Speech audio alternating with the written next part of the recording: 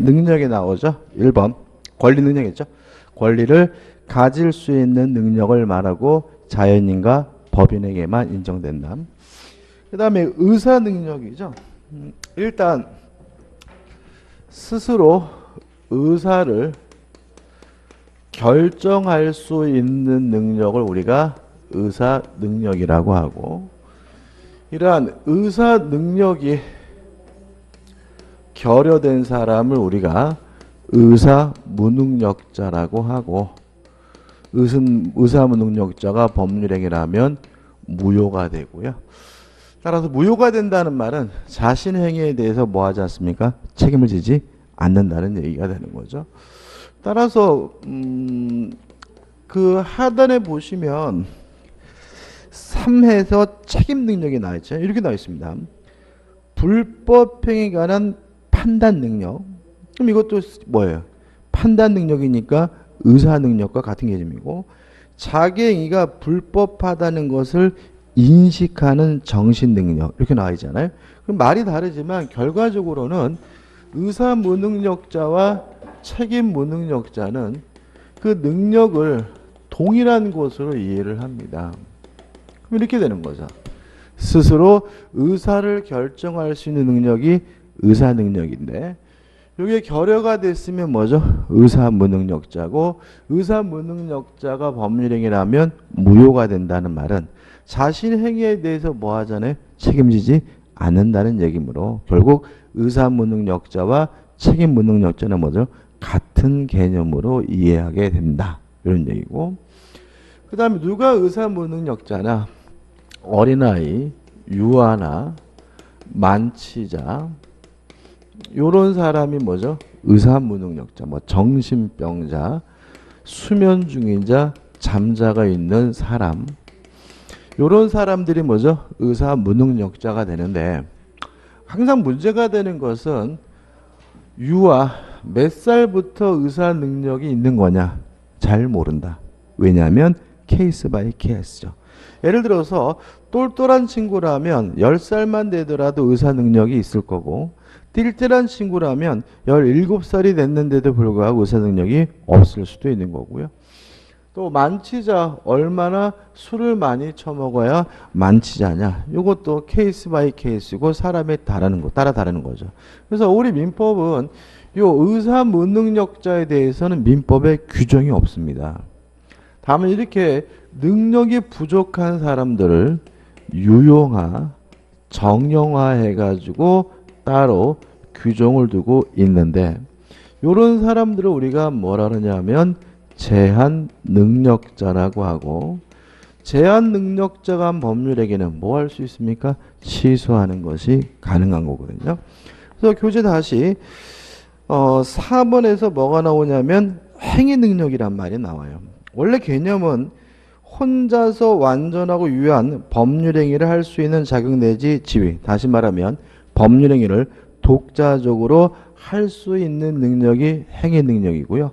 이것이 결여되거나 제한되는 제도가 뭐죠? 제한 능력자 제도인데, 마지막에 이런 말이 나오죠.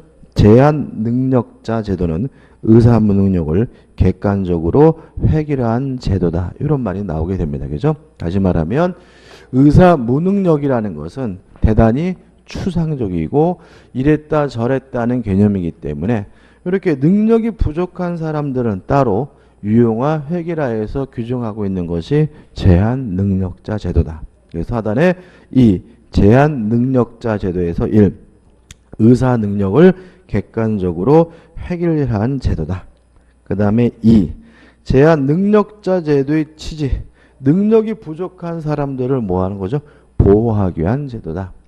3. 무효와 취소에 뭐가 나오죠? 이중요. 이런 말이 나오잖아요. 자, 이런 얘기죠.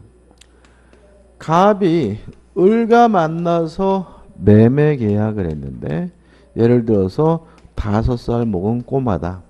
그러면 5살이면 명백히 뭐죠? 미성년자니까 미성년을 이유로 법률행위를 뭐 할 수 있죠?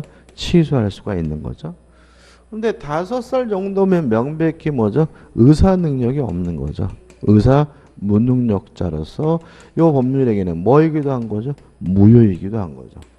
이렇게 5살 꼬마가 매매 계약했다는 한 가지 행위에 대해서 취소 사유와 무효 사유가 동시에 존재하는 경우가 발생하게 되면 이때는 아무거나 선택해서 주장하면 되는데 이걸 우리가 뭐죠? 무효와 취소의 뭐죠? 이중효라고 합니다. 그 다음에 제한 능력자 해가지고 첫 번째 뭐가 나오죠? 미성년자입니다. 개념은 사람은 19세로 성년에 이르게 된다. 이렇게 나와 있으니까 결국은 미성년자란 누구냐면 19세 미만의 자를 말하는 거죠. 다시 말하면 18살까지는 뭐죠? 미성년자고 19살부터는 뭐죠? 성년자가 되고요. 미성년자가 법률행위를 하려면 원칙적으로 뭐가 필요하냐면 법정 대리인의 동의가 필요하고요. 법정 대리인으로부터 동의 없이 법률행위를 했다면 뭐 할 수 있습니까? 취소하는 것이 가능하다. 이런 거죠. 간단합니다. 그죠? 19세 미만의 자를 미성년자라고 하고요. 미성년자가 법률행위를 하려면 원칙적으로 법정 대리인의 동의가 필요하고 동의 없이 이루어진 행위는 뭐 할 수 있습니까? 취소할 수가 있다. 해가지고 1번 미성년자의 행위 능력 원칙에서 1번 법정 대리인의 동의가 필요하다. 밑에 동그라미 1번 만약에 동의 없이 이루어진 법률행위는 뭐 할 수 있죠? 취소할 수가 있다. 이런 얘기고 넘겨보시면 2번 동의 시기 언제 해야 되느냐? 법률행위 전에 최소한 동시에 해야 된다. 왜냐하면 법률행위를 한 후에 이루어지는 것은 동의가 아니라 뭐에 불과하죠? 추인에 불과하니까요. 그 다음에 2번 동의 상대방은 제한이 없다. 미성년자에게도 할 수도 있고 법률행위의 상대방에게 할 수도 있고요. 4번 만약에 동의를 했다면 더 이상 그 법률행위는 법정 대리인이 뭐 할 수 없냐면 대리할 수가 없고요. 5번 미성년자가 법정 대리인의 동의를 얻었다는 사실은 누가 입증해야 되냐면 상대방 측에서 입증해야 된다는 것까지 기억해 두시면 되겠죠. 그 다음 2번 동의 취소해가지고 7조가 나오죠. 한번 읽어보면 법정 대리는 미성년자가 아직 법률행위를 하기 전에는 전 2조의 동의와 허락을 취소할 수 있다. 이렇게 나와 있거든요. 그럼 여기서 우리가 2번 취소의 의미가 나오는데 취소는 취소가 아니라 철회를 의미합니다. 자, 왜 그러냐면 취소라는 것은 유효한 것을 소급적으로 무효화시키는 게 뭐죠? 취소잖아요. 근데 법정문에서 법률 해결하기 전에 뭐 할 수 있다고요? 취소할 수 있다는 말은 효과가 발생하기 전에 하는 것이니까 이것은 취소가 아니라 뭐가 되는 거죠? 철회가 된다. 다시 한번요. 법정 대리는 미성년자에 대한 동의를 뭐 할 수 있어요? 취소할 수 있다 규정을 하고 있는데 이 취소는 언제까지 합니까? 법률행위를 하기 전까지 하는 것이니까 취소라고 되어 있지만 취소가 아니라 뭐가 되는 거죠? 철회가 되는 거다. 그 다음에 3번 취소의 상대방은 제한이 없다. 다시 말하면 상대방에게 할 수도 있고 미성년자에게도 할 수 있다 정도고 중요한 것은 아닙니다. 그 다음에 이제 2번이죠. 자, 이렇게 미성년자는 원칙적으로 동의를 얻어서 법률행위를 해야 되고요. 동의 없이 이루어진 법률행위는 뭐 할 수 있죠? 취소할 수가 있는데 예외적으로 동의 없이도 단독으로 스스로가 유효하게 법률행위를 할 수 있는 예외가 있죠. 꼭 기억해 두셔야 되는데 첫째, 권리만을 얻거나 의무만을 면한 행위는 독자적으로 할 수가 있습니다. 실제로 가장 대표적인 것은 뭐냐면 삼촌한테 용돈 받는 거죠. 삼촌이 아유 우리 조카 이쁘다. 삼촌이 너한테 용돈 2만 원 줄게. 이거는 뭐예요? 미성년자가 독자적으로 할 수가 있다. 왜냐하면 용돈을 받는 것은 뭐만 얻는 거예요? 권리만을 얻는 행위니까요. 그 다음에 자체 카드에 나와 있는 판례가 뭐냐면 부양 청구죠.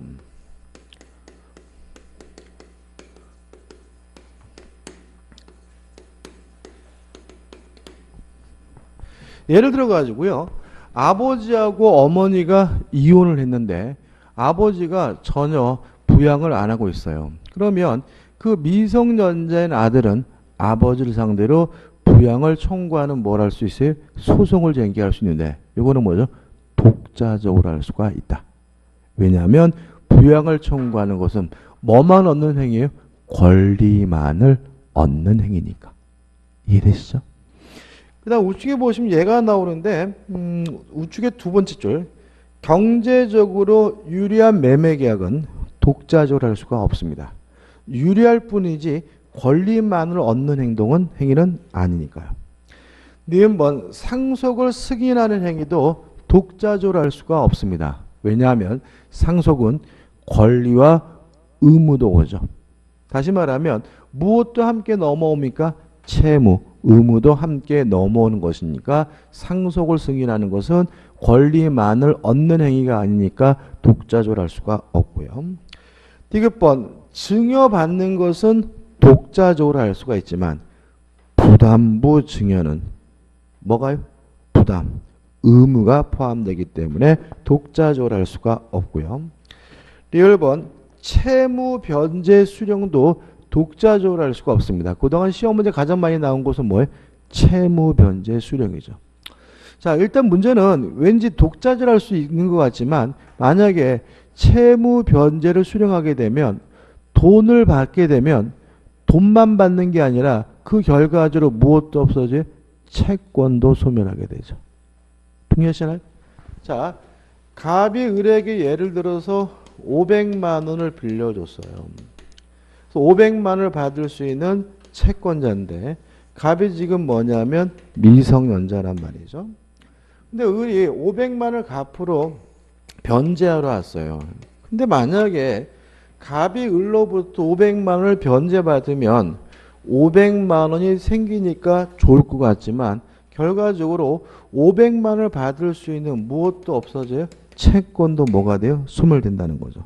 그래서 이것은 권리만을 얻는 것이 아니라 자신의 권리도 뭐하게 돼요? 소멸되기 때문에 변제를 수령하는 것도 독자적으로 뭐 할 수 없어요? 할 수 없다는 거 항상 조심하셔야 되고 왠지 독자적으로 할 수 있을 것 같다는 착각을 일으키기 때문에 잘 나오니까 잊지 마시기 바랍니다. 그 다음 2번 처분이 허락된 재산의 처분행위죠. 이거는 뭘 생각하시면 되죠? 용돈을 쓰는 거죠. 아버지가 한 달에 10만 원으로 용돈을 줬어요. 그러면 그 10만 원 범위 내에서는 뭐가 허락된 거죠? 처분이 허락된 것이니까 독자적으로 할 수가 있는 거고요. 그 10만 원 가지고 일일이 쓸 때마다 친권자나 법정대리인 뭐가 필요 없는 거죠? 동의가 필요가 없는 거죠. 근데 한 가지 조심할 것은 뭐냐면 중간에 나와 있는 내용 중에 뭐가 있냐면 용도가 지정되어 있는 경우, 사용 목적이 뭐죠? 정해져 있는 경우. 예를 들어서 학용품 구입하라고 5만 원을 줬는데 그 5만 원 가지고 뭐죠? 술 처먹었다. 상관이 없다.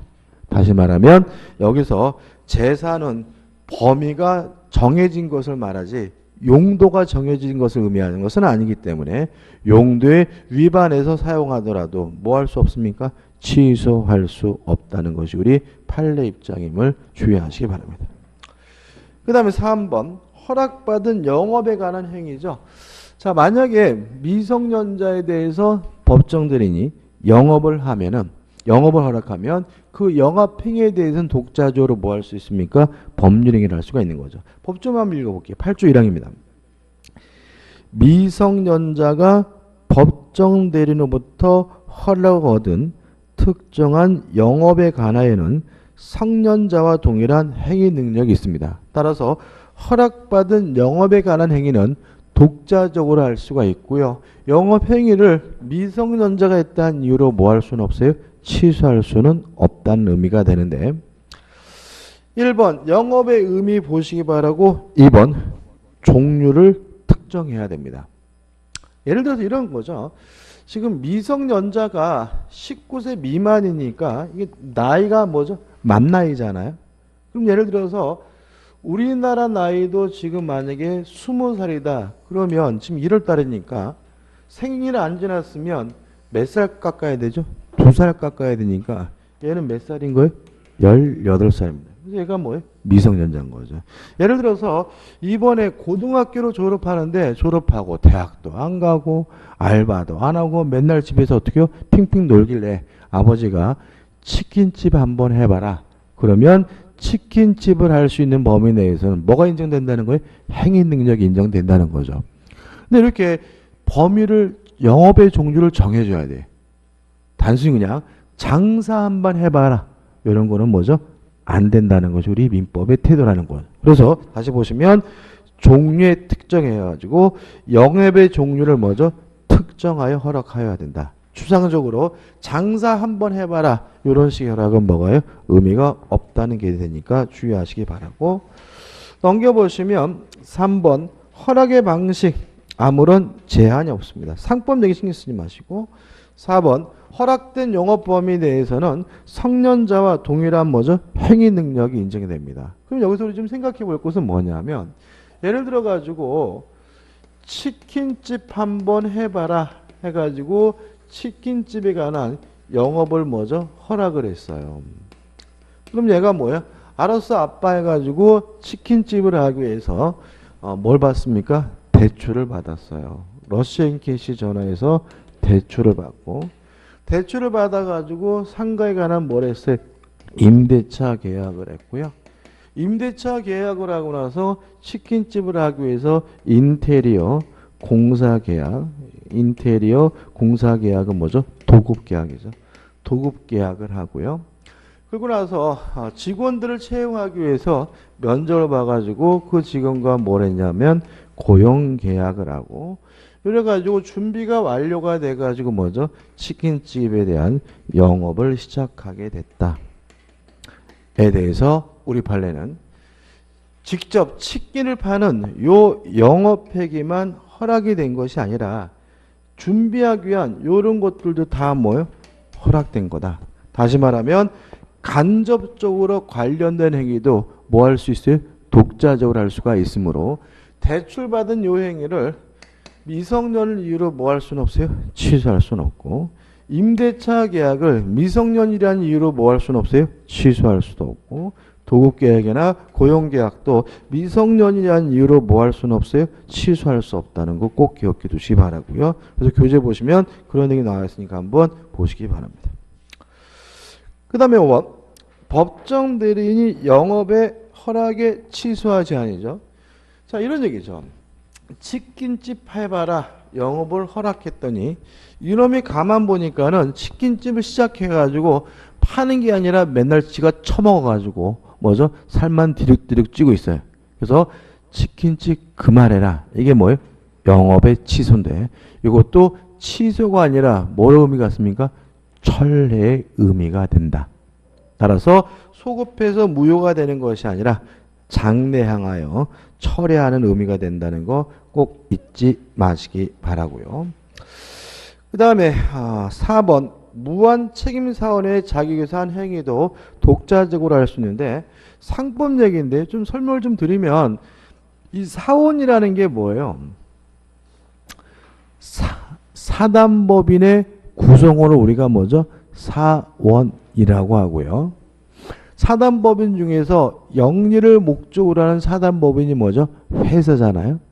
근데 회사의 사원은 결국 뭘 말하냐면 주주를 말하는데 무한책임 사원은 결국 뭘 말하냐면 책임에 한계가 없다는 얘기거든요. 좀 설명드리면 회사가 이거 적지 마세요. 시험에 안 나옵니다. 회사가 한명회사, 합자회사, 유한회사, 그다음에 주식회사 이렇게 네 가지가 있어요. 한명회사는 뭐냐 하면 무한 책임사업만으로 구성되어 있는 회사가 한명회사. 합자회사는 무한 책임사원과 유한 책임사원으로 구성되어 있는 게 뭐죠? 합자회사. 유한회사와 주식회사는 유한 책임사원만으로 구성되어 있는 회사가 뭐죠? 유한회사 주식회사예요. 예를 들어 가지고 갑을병이 모여가지고 동업을 해가지고 동네 슈퍼를 운영하기로 했어요. 자, 이런 상태에서 만약에 망하게 되면 가불병은 자신의 전 재산을 다 털어놔서 뭘 져야 돼? 책임을 져야 되는데 이런 사람들 우리가 뭐라 그래요? 무한책임사원이라고 하고요. 이 경우에는 무한책임사원만으로 구성되어 있기 때문에 회사로 하게 되면 뭐가 되는 거죠? 한명 회사가 되는 거고요. 근데 만약에 가불병이 슈퍼를 운영하는 과정에 자금이 필요해가지고 정으로부터 뭘 받았냐면 투자를 받았어요. 이런 상태에서 망하면 가불병은 빤스까지 다 받아서 책임을 져야 되지만 정은 투자된 돈만 뭐 하면 돼요? 책임을 지면 되죠. 그러면 가불병은 뭐예요? 무한책임사원이고 정은 뭐죠? 유한책임사원이니까 그럼 뭐로 바뀌는 거죠? 합자회사로 바뀌는 거고요. 주식회사, 유한회사 마찬가지인데 예를 들어 제가 삼성전자의 주식을 가지고 있어요. 그러면 저는 삼성전자의 주주니까 뭐죠? 사원인데 만약에 삼성전자가 망하게 되면 저는 어느 범위 내에서만 책임을 지면 돼요? 주식을 가지고 있는 범위 내에서만 책임을 지면 되니까 주주는 뭐가 되는 거죠? 유한책임사원이 되는 거죠. 그죠? 근데 실제로 여기서 무한책임사원 하면 함께 뭐죠? 슈퍼한다 이렇게 생각하시면 되고요. 무엇과 실질적으로 차이가 없는 거예요? 영업허락하고 차이가 없는 거예요. 그죠? 슈퍼 한번 해봐라. 그럼 뭐예요? 슈퍼하는 범위 내에서는 행위 능력이 인정되는 것처럼 그게 뭐로 가면요? 상법으로 가게 되면 무한 책임사원으로서의 행위도 뭐죠? 행위 능력이 인정된다. 이런 의미가 되는 거니까 그냥 결론만 좀 간단하게 기억해 두시기 바라고. 물론 상법 얘기니까 내지는 않는데 낼지 모르니까 말씀드리는 겁니다. 근데 5번 임금 청구와 6번 근로계약 체결은 독자적으로 할 수가 있습니다.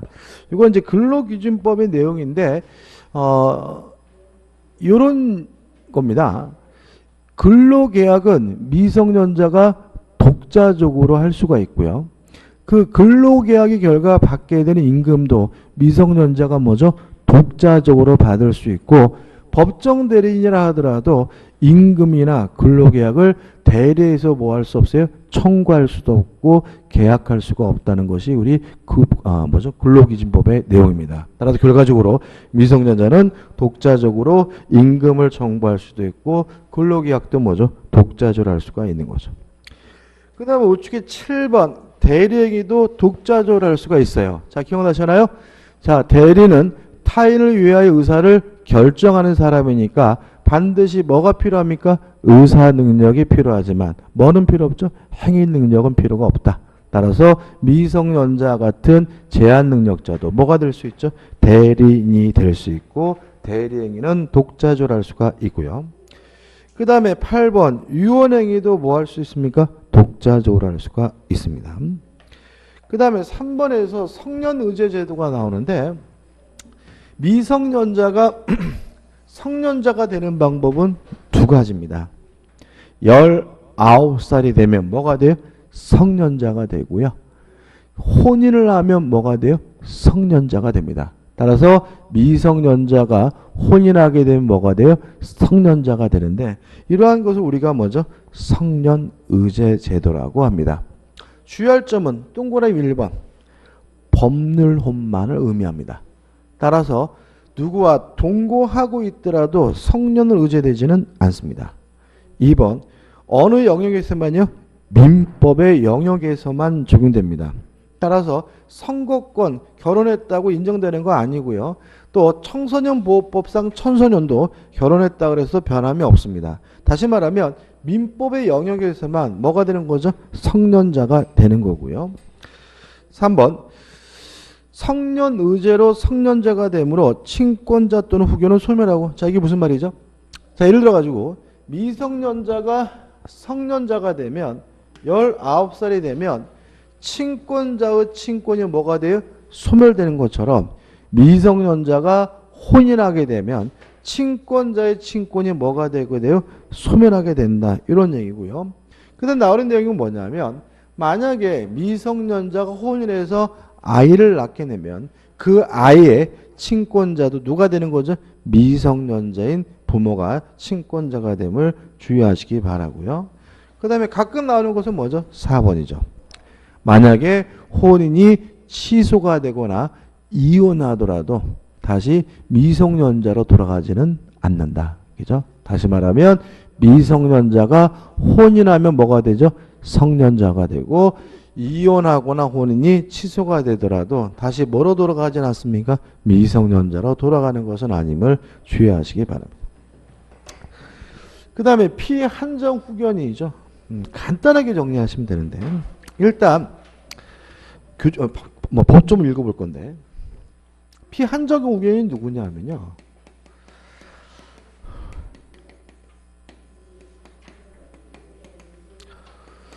능력이 부족한 자입니다. 능력이 부족한 자로서 법원으로부터 한정, 후견, 개시, 선고가 있는 사람 우리가 뭐죠? 피한정 후견인이라고 하고요. 이 피한정 후견인은 원칙적으로 독자적으로 법률 행위를 하는 것이 뭐죠? 가능합니다. 다시 말하면 피한정 후견인은 피한정 후견의 법률 행위는 원칙적으로 뭐 할 수 없냐면 취소할 수가 없어요. 다만 첫째, 법원이 지정한 행위는 동의가 있어야 되고요. 만약에 후견인의 동의 없이 이루어진 법률 행위는 뭐 할 수 있냐면 취소하는 것이 가능하고요. 그 다음에 두 번째로 생필품을 구입하는 것은 어떠한 경우에도 독자적으로 하는 것이 가능하다. 이 정도입니다. 그죠? 여기 전부예요. 자, 능력이 부족한 자로서 한정 후견 개시 선고를 받은 사람이 누구죠? 피한정 후견인데 이 사람은 원칙적으로 독자적으로 법률 행위를 하는 것이 가능합니다. 다만 법원이 지정한 행위를 하고자 할 때는 뭐가 필요하죠? 동의가 필요하고요. 법원이 지정한 행위를 하고자 할 때 동의 없이 했다면 뭐 할 수 있죠? 취소할 수가 있고요. 물론 생필품을 구입하는 것은 독자적으로 뭐죠? 가능하다. 이게 전부고 이게 핵심인데 좀 규제 보자고요. 법정 먼저 보자. 12조 1항입니다. 가정법원은 질병, 장애, 노령 그 밖의 사유로 인한 정신적 제약으로 사무를 처리할 능력이 뭐죠? 부족한 사람이죠. 결국은 누굽니까? 능력이 부족한 사람입니다. 본인, 배우자, 사촌인의 친정, 미성년 후견인, 미성년 후견 감독인, 성년 후견인, 성년 감독인, 특정 후견인, 특정 감독인, 검사 또는 지방자치단체장에 청구하여 한정 후견 개시 심판을 하여야 한다. 이 항은 의미가 없죠. 자, 넘겨보시면 이제 뭐가 나오죠? 요건이 나옵니다. 1번 실질적 요건은 능력이 뭐 해야 됩니까? 부족해야 합니다. 2번 형식적 요건 해가지고 청구권자의 청구와 가정법원의 심판인데 청구권자에서 기억, 본인, 배우자, 사촌인의 친족 그 다음에 니음을 해가지고 복잡하게 나와 있는데 옆에다가 간단하게 후견인 또는 후견 감독인 이렇게 줄이면 되겠죠. 후견인 또는 후견 감독인이고 디귿번 검사 또는 누구죠? 지방자치단체장입니다. 과거에는 지방자치단체장이 없었는데 추가된 내용이니까 지방자치단체장조 청구권자에 들어간다는 건 가끔 나오니까 꼭 기억해 두시기 바라고요. 그 다음에 2번 가정법원의 전속관할이다. 그 다음에 3번 피한정 후견인의 행위 능력해가지고 법전 밑에 1번에서 이런 말이 나옵니다. 진하게 피한정 후견인은 원칙적으로 법률 행위를 독자적으로 하는 것이 가능하다. 다만 가정법원이 정한 행위를 함에 있어 한정 후견인은 동의를 얻어야 법률 행위를 할 수 있다. 그래서 항상 뭐부터 기억합니까? 원칙부터. 그리고 결과적으로 원칙적으로 독자적으로 법률행위를 하는 것이 뭐예요? 가능한 사람이지만 법원이 지정한 행위를 하고자 할 땐 동의를 얻어야 되고 동의 없이 했으면 뭐 할 수 있어요? 취소할 수 있다. 이렇게 되는 거죠. 우측에 2번 한정후견인의 동의가 필요한 행위에 범위해가지고 1. 법원이 정해준 범위죠. 그 다음에 2번 이러한 범위는 일정한 청구권자의 청구에 의해서 변경할 수가 있고요. 3번 만약에 동의가 필요한 행위인데 동의를 안 해준다면 법원에다가 동의를 가름하는 판결을 뭐 할 수 있어요? 청구할 수가 있고요. 그 다음에 3번 일용품, 생필품을 구입하는 것은 뭐 할 수 있습니까? 독자적으로 할 수가 있다. 그 다음에 5. 한정후견 종료 심판해가지고 원인이 성료되면 종료를 심판하게 되고 법원은 종료를 선고하게 되는 거죠. 끝입니다. 그죠? 그러면 결국 기억할 것은 뭐예요? 요게 전부가 되는 거죠. 그죠? 요게. 피한정후견이 누구냐? 능력이 부족한 자로서 한정후견 개시 선고가 있는 사람이 누구죠? 피한정후견이다. 이 사람은 독자적으로 법률행위라는 것이 뭐죠? 가능하지만 법원이 지정한 행위를 하고자 할 땐 동의가 필요하고요. 동의 없이 이루어진 행위는 뭐 할 수 있어요? 취소할 수가 있고 생필품을 구입하는 것은 독자적으로 하는 것이 뭐죠? 가능하다. 이렇게 간단하게 정리하시면 됩니다. 그 다음 이제 피성년후견이죠. 이것도 간단하게 좀 정리해보고 법 좀 읽어볼 겁니다. 법 좀 읽어보진 않겠습니다. 자, 피성년후견인은 누구냐면요. 능력이 부족한 자가 아니라 능력이 결여된 사람입니다. 능력이 결여된 사람으로서 성년, 후견, 개시, 선고가 내려진 사람 우리가 피성년후견인이라고 하고요. 이 사람은 원칙적으로 법률행위를 동의를 얻었든 또는 동의를 얻지 않았든 할 수가 없는 사람이기 때문에 동의를 얻었든 동의를 얻지 않았든 이 사람이 한 모든 법률행위는 취소하는 것이 뭐죠? 가능합니다. 다시 말하면 피성년후견인은 단순히 능력이 부족한 정도가 아니라 아예 뭐가 된 사람이죠? 결여가 된 사람이니까 동의를 얻는다 하더라도 독자적으로 뭘 할 수 없죠? 법률행위를 할 수가 없는 사람 평가가 됩니다. 따라서 피성년후견이 한 법률행위는 동의를 얻었든 아니면 동의를 얻지 않았든 항상 뭐 할 수 있어요? 취소할 수 있는 것이 원칙인데 다만 예외적으로 해서 첫째 동의 없이 할 수 있는 법률행위를 법원이 지정해 줄 수가 있습니다. 다시 말하면 법원이 지정해 준 행위는 동의 없이 할 수가 있고요. 그 다음에 피성년후견이라 하더라도 먹고 살아야 되니까 생필품을 구입하는 것은 독자적으로 하는 것이 뭐죠? 가능합니다. 그러면 이렇게 되면 반대가 됩니다. 그러니까 피성년후견인은 법률행위를 뭐예요? 못하고요.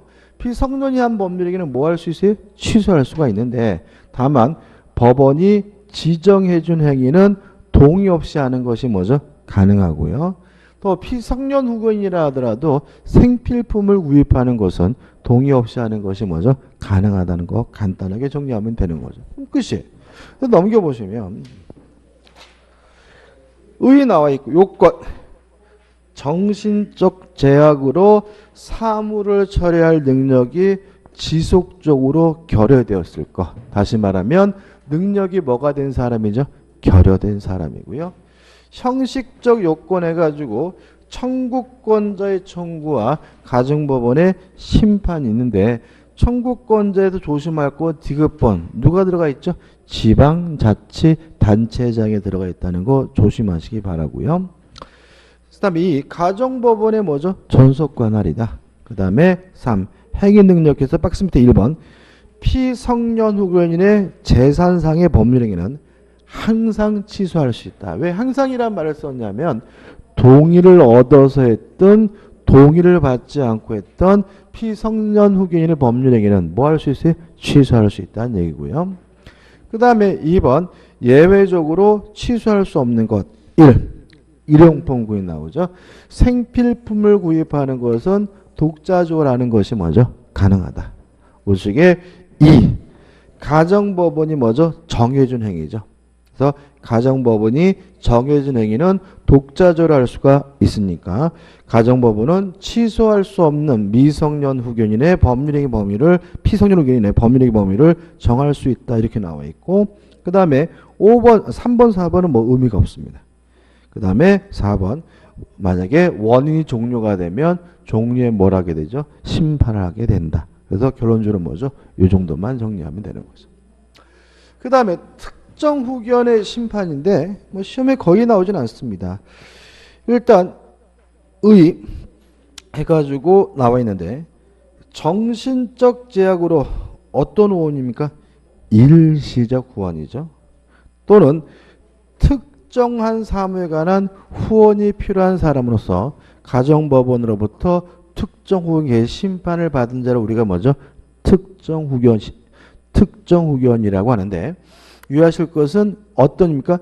일시적 후원 또는 특정한 사무에 관한 후원이 필요할 때 하게 되고요. 요건, 실질적 요건 방금 말씀드렸고 넘겨보시면 형식적 요건 해가지고 청구권자의 뭐죠? 청구와 가정법원의 심판이 필요하다. 그 다음에 내용 자체가 없습니다. 그죠? 그래서 이 정도만 기억하면 되겠죠. 그 다음에 5번에서 이제 뭐가 나오냐면 제한 능력자의 뭐가 나오죠? 법정 대리인이 나옵니다. 1번 미성년자의 법정 대리인은 친권자고요. 친권자가 없으면 누가요? 후견인이 법정 대리인이 됩니다. 1번 친권자에서 1번 친권의 공동인사가 나오는데 기억나시나 모르겠네요. 대리인이 여러 명이면 각자 대리하는 것이 원칙이지만 법률 규정이나 수권행위로 공동을 하는 제한이 있으면 공동대리가 되고 공동대리의 가장 대표인 얘는 뭐죠? 친권자다. 따라서 어머니도 친권자, 아버지도 뭐죠? 친권자고요. 어머니, 아버지 친권 행사는 뭐죠? 어머니, 아버지가 공동으로 행사해야 되고요. 2번 친권자의 권한 행사에 대한 뭐가 나오냐면 제한이 나오죠. 자, 이런 문제입니다. 2의 상반행위죠. 예를 들어서 갑이 소유하고 있는 A 건물인데 갑이 미성년자예요.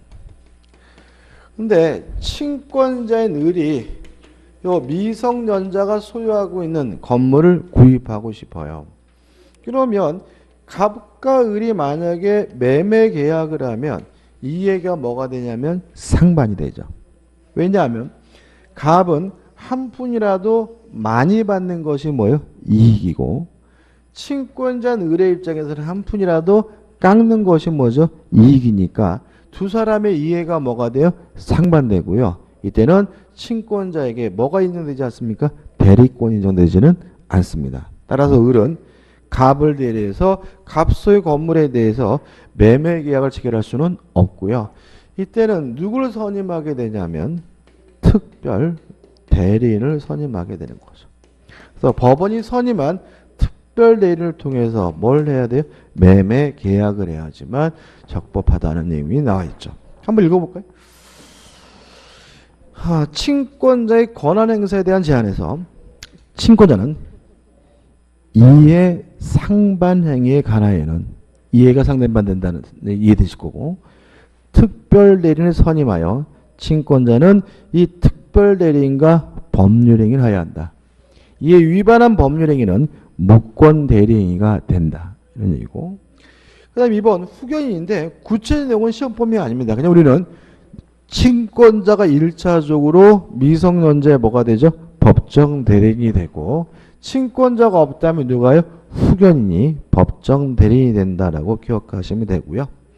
그 다음 우측에 피한정 후견인과 피성년 후견인의 법정 대리인은 항상 뭐죠? 후견인입니다. 왜냐하면 피한정 후견인이나 피성년 후견인은 뭘 전제로 합니까? 성년자임을 전제로 하기 때문에 뭐가 존재할 수는 없어요? 친권자가 있을 수는 없는 거죠. 그래서 항상 뭐가 돼요? 후견인이 되는데 유의하실 것 2번 후견인의 권한 행사에 대한 법정 대리권과 동의권이 뭐죠? 제한되는 경우가 있습니다. 자, 이거 중요한데. 자, 이런 얘기죠. 갑이 소유하고 있는 A 건물을요. 예를 들어서 갑이 만약에 미성년자예요. 그래서 만약에 법정 대리인인 친권자인 을이 갑 소유 부동산을 병가 만나서 법정 대리인으로부터 매매 계약을 하는 경우에는 특별한 제한이 없습니다.